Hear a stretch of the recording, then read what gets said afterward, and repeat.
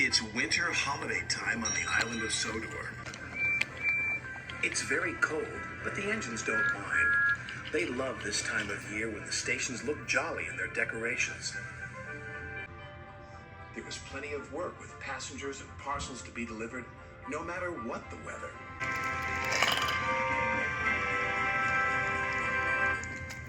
Driver says there's more snow on the way, said Edward. We'll soon be wearing our snow plows, said James. You'll enjoy that, won't you, Thomas? Teased Henry. You know I won't, said Thomas. I don't like my snow plow.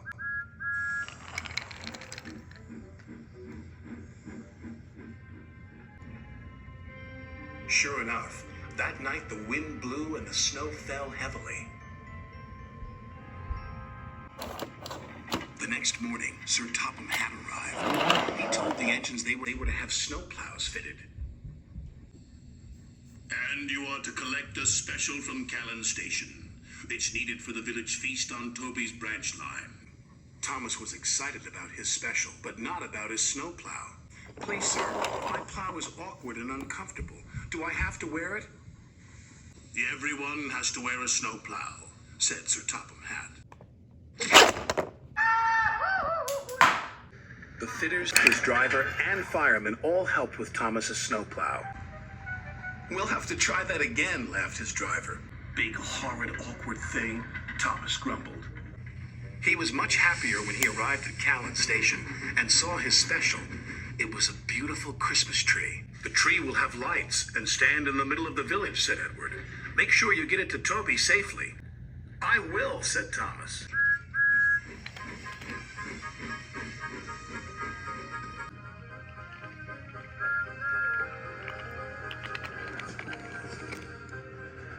Thomas arrived at Maithwaite, and Toby was very happy to see him. The villagers will be delighted with this tree, Toby said. I'm glad you have your snowplow. I can't clear the snowdrifts by myself.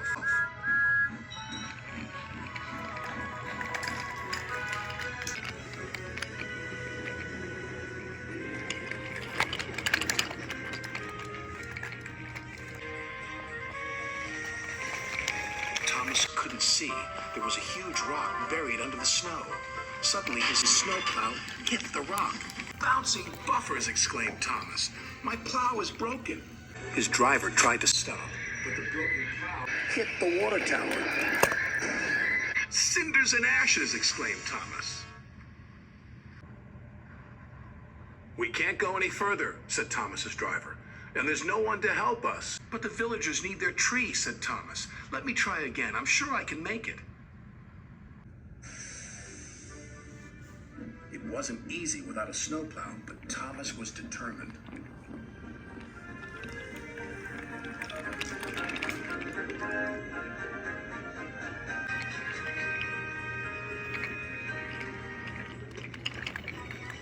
Pushed and he pushed and he pushed. Thomas was trying as hard as he could, but there was just one snowdrift after another.